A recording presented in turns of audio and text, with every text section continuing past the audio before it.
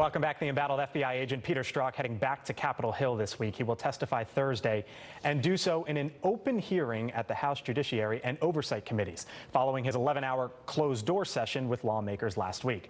Joining me now is Congressman Andy Biggs, who serves on the Judiciary Committee. Congressman, thank you for joining us this morning. Thanks for having me. Good to be with you. So Peter Strzok testified behind closed doors, did so for an incredible amount of time, 10, 11 hours, I believe. What do you hope to learn from him this time around out in the open, considering you've already heard from him behind closed doors? Well, don't forget that while he was sitting behind closed doors, he had two attorneys kind of filtering questions and answers. So there's a lot left to get to. And I think we're going to still go back and talk about the biases, how he conducted the investigation. Don't forget, the IG said he was the lead investigator on the Hillary Clinton investigation. He was the lead investigator on the Russian collusion, and then somehow he ended up on Mueller investigation. So there's still a lot of bone on that, a lot of meat on that bone regarding the bias and whether he actually was enacting some of that bias in his investigations. Peter Strzok's attorney has said there is a transcript before Peter Strzok testifies. Release it out to the open so everyone can see it. What's wrong with that? Well, I don't really have a problem with that, but I think you're talking, and his attorney knows this. If you've ever done a deposition or worked with courts, getting a transcript done and getting it done right takes time because, I mean, he was there for 11 hours, so it's a lengthy transcript. He gets to go through it and say, well, wait a second, that wasn't quite right, typically before it gets released publicly.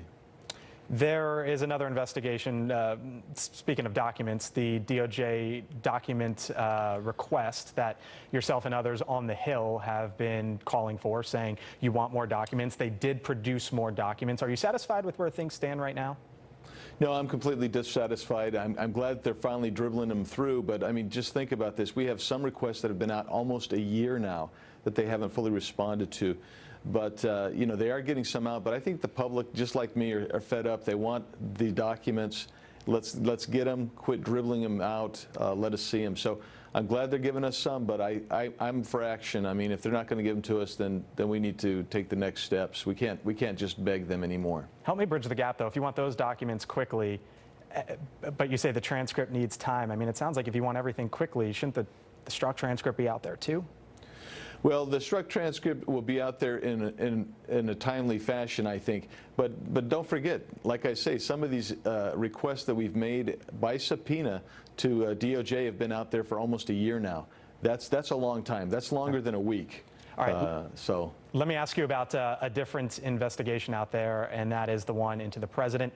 The president's, one of his top attorneys, Rudy Giuliani, saying in an interview with the New York Times over the weekend that there's basically two conditions that he is setting forth for the president to sit down with Robert Mueller. One, that there is evidence that the president committed a crime, and two, that it would be essential to ending the investigation. Here's what Rudy Giuliani told the New York Times. He said, quote, "If they can come to us and show us the basis and that it's legitimate and that they have uncovered something, we can go from there and assess their objectivity." Do you think that's a smart play there for Mr. Giuliani and the president's legal team?